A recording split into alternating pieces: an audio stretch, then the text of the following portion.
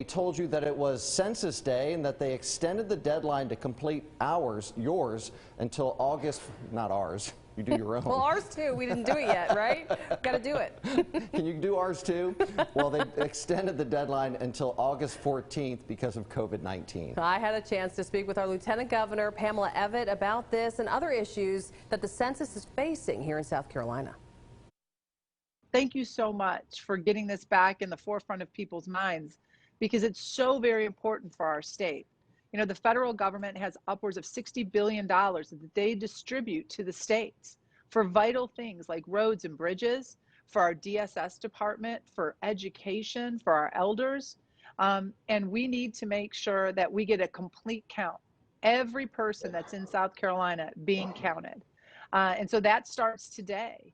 And today, or this year, this census, I should say, because it only happens once every 10 years, it's easier than it's ever been.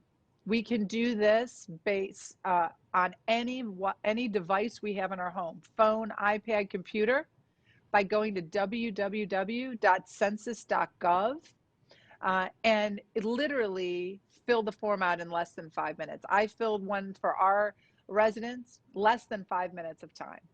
And explain why that matters, because some people may think like, well, I don't want to share with the government my information, but this is important because it really does determine a lot of things that matter to families in South Carolina.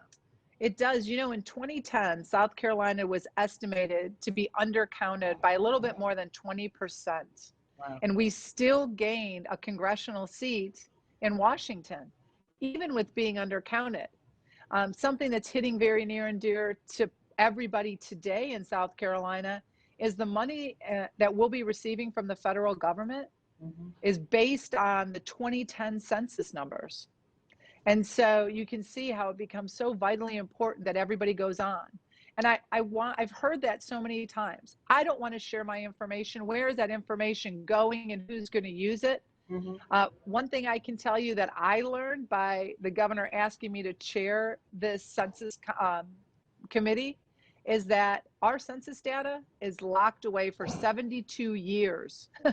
That's a law. Nobody can utilize this data for anything for 72 years. So we have nothing to worry about. All right, so you can complete your census online or over the phone. It's very simple to do it on census.gov.